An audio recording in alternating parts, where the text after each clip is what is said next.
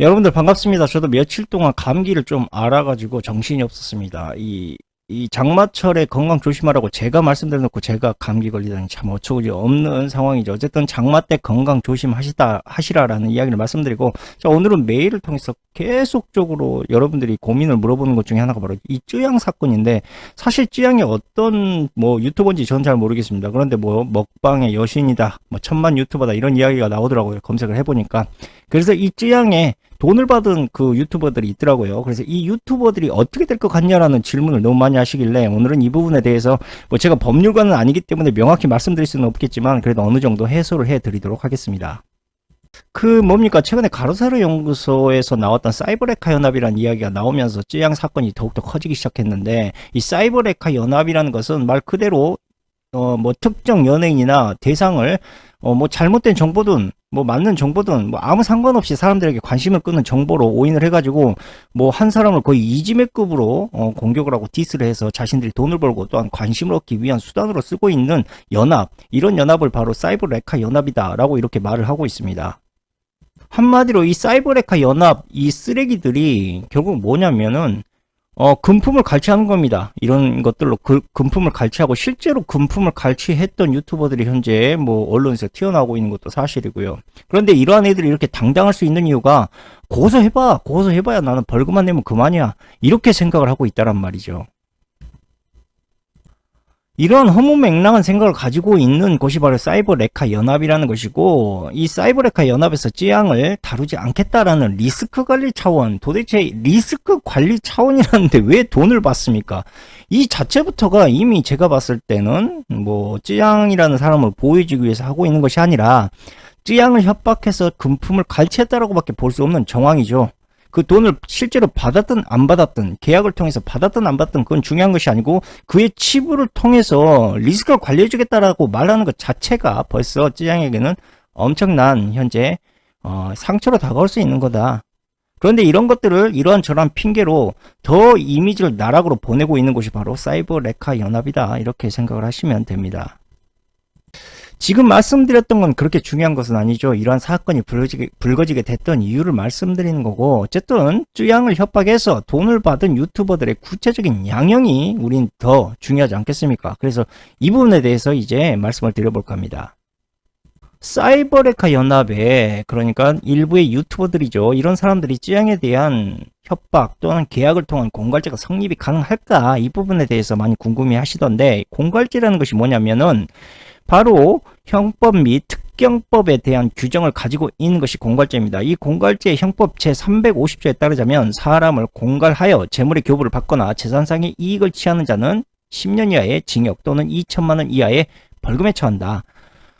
두 번째로, 전항의 방법으로 제3자로 하여금 재물의 교부를 받게 하거나 재산상의 이익을 취득할 때에도 이 전항의 형과 같다. 그런데 제가 언급드렸던 이 공갈죄라는 것은 바로 특경법에 적용이 되기 때문에 가중처벌이 가능합니다. 이 가중처벌의 기준이 어떻게 되느냐, 바로 이득액이 50억 원 이상일 때 무기 또는 5년 이상의 징역에 포함이 되고, 이득액이 5억 원 이상 또는 50억 원 미만일 때는 3년 이상의 유기징역에 처합니다. 자, 그러니까 다른 사람을 공갈해서 재물 또는 재산상의 이익을 취득하면 일단 공갈죄가 성립을 하는 겁니다. 그래서 사이버레카 연합의 일부 유튜버들은 전부 공갈죄에 적용이 된다는 것이죠. 그런데 문제는 뭐냐면 바로 이득 액수입니다. 이 이득 액수가 5억 원 이상이 아니라면 특경법이 적용이 되지 않기 때문에 아까 말씀드렸던 10년 이하의 징역 또는 2천만 원 이하의 벌금에 처하게 되죠. 그리고 대부분이 바로 이 벌금형으로 끝이 난다는 것이 안타까운 사실입니다. 말씀드린 공갈이라는 것은 폭행 또는 협박을 가해서 재물의 교부 또한 재산상의 이익 이전을 요구하는 행위를 말하는 겁니다.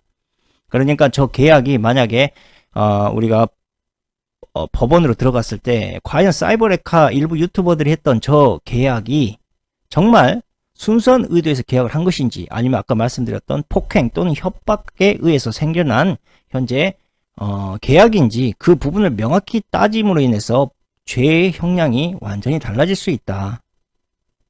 그런데 만약에 실제로 쯔양 스스로가 자신의 과거가 드러나는 것이 두려워서 정말 사이버레카 연합의 일부 유튜버들과 계약을 스스로 했다. 그러면 상당히 이야기가 달라질 수 있다라는 겁니다.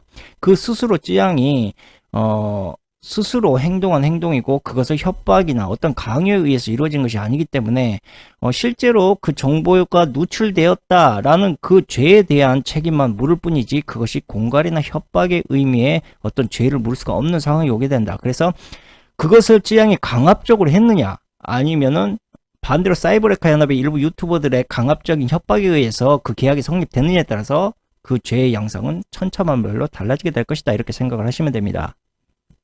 일단 언론에서 나오는 정보를 좀 간추려 보자면 쯔양이 일단 그런 유튜버들을 형사 고소를 하지 않았습니다. 제3자가 고발한 것으로 이렇게 보이고 있죠. 그러니까 쯔양이 의지를 가지고 형사 고소한 것이 아닌 상황이다 이겁니다. 그 이유를 좀 찾아봤더니 현재 쯔양이 뭐 극도의 무기력증도 앓고 있고 우울증도 앓고 있고 결국 자기 스스로가 고발하지 못했던 상황이다. 그런데 만약에 이러한 상황, 이러한 질병을 앓고 있는 쯔양이 검찰에 출석을 해서 피해 사실 등에 대해서 진술을 한다. 아주 어려운 상황이 올 수 있죠. 그리고 이건 뭐 저의 소설이긴 하지만 내피셜이긴 하지만 뭐 보이지 않게 뒤에서 쯔양을 더 압박합니다. 이들이. 그러면 쯔양은 현재 저러한 질병을 앓고 있는 상황에서 정신적 질병을 앓고 있는 상황에서 더 출석해서 뭐 피해 사실을 말하기가 어려워지겠죠. 이러한 문제로 인해서 지금 사이버레카들이 더 쉽게 빠져나갈 수 있다. 그러니까 기소하는 것이 매우 곤란해질 수 있다. 이러한 문제들도 현재 상시되어 있다. 이렇게 보시면 됩니다. 아까도 말씀드렸지만 뭐 쯔양으로부터 돈을 받은 것은 쯔양의 과거를 잊혀질 그러한 권리를 보호하기 위한 것이다. 이건 개소리입니까?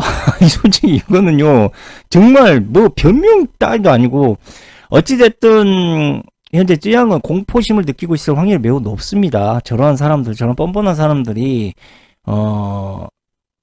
저렇게 앞에서, 그러니까 예를 들면 우리가 미디어에서 대놓고 나와서 뭐 자신의 무고함을 검증하겠다라고 나오는 저런 몇몇 유튜버들의 저러한 양상만 보더라도 쯔양은 충분히 저런 이미지를 보면서 겁을 먹을 수 있는 상황이다. 즉 이들이 이러한 현재 포지션을 취하고 있는 것은 저의 뭐 생각이긴 하지만 어쨌든 쯔양이 검찰에 자진 출석해서 자신의 피해 사실을 말하는 것을 더욱더 어렵게 만들기 위해서 저들이 더 과감하게 행동하고 있는 것이다라고 여러분들이 보시면 됩니다.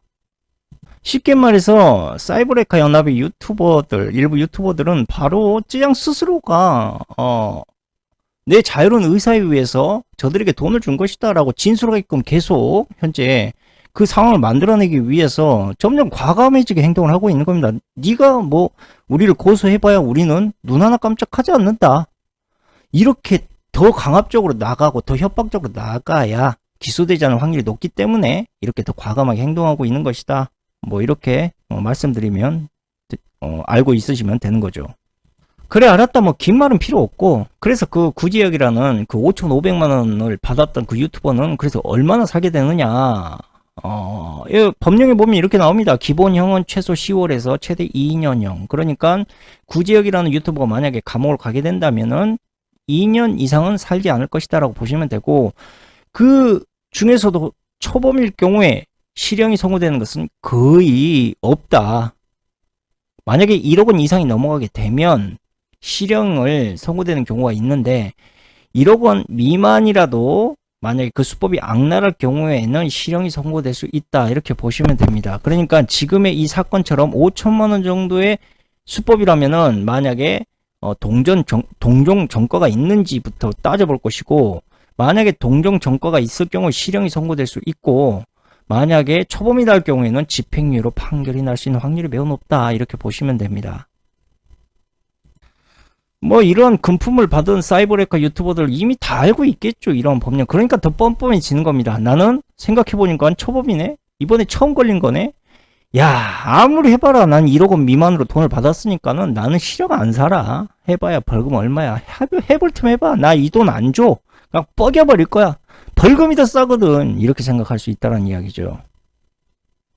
그런데 동종 전과가 만약에 2개 이상일 경우에는 이야기가 달라집니다. 금액이 경미하다 하더라도 초범이 아니기 때문에 실형이 선고될 수 있다.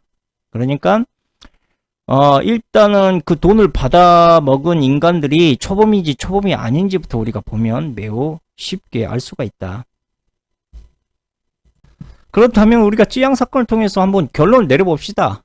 동정정과의 유무 일단 알 수는 없죠. 그들이 그 짓을 한 번인지 두 번인지 우리가 알 수는 없지 않습니까? 그런데 현재 쯔양의 판결 사건에 대해서 매우 민감해하는 것으로 보아 이미 다른 정과가 존재할 것으로 일단 예상을 합니다. 그렇지만 그 수법도 매우 불량해 보이고, 그렇지만 결국은 뭐냐?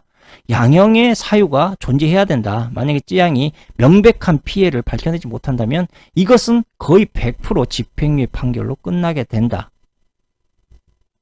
그런데 만약에 과거에 정과가 많이 있어. 그리고 범행 수법이 아주 불량해. 더 이제 조사를 해봤더니 훨씬 더 불량해.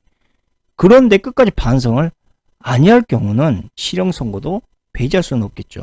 그런데 실형 선고를 피하기 위해서 이들이 뭘 하죠? 엄청나게 반성하는 척 판사에게 아양을 떤다. 결국 그렇게 되면 집행유예 판결이 날 확률이 더욱더 높아질 수밖에 없게 되고, 문제는 쯔양의 결단력입니다. 쯔양이 이것을 어떻게 과감하게 자신의 피해를 입증하고 밝혀내고 또한 주장할 수 있느냐에 따라서 저들의 죄질의 형량이 달라질 수 있다는 것을 말씀드리면서 오늘 방송은 여기서 마치도록 하겠습니다. 감사합니다.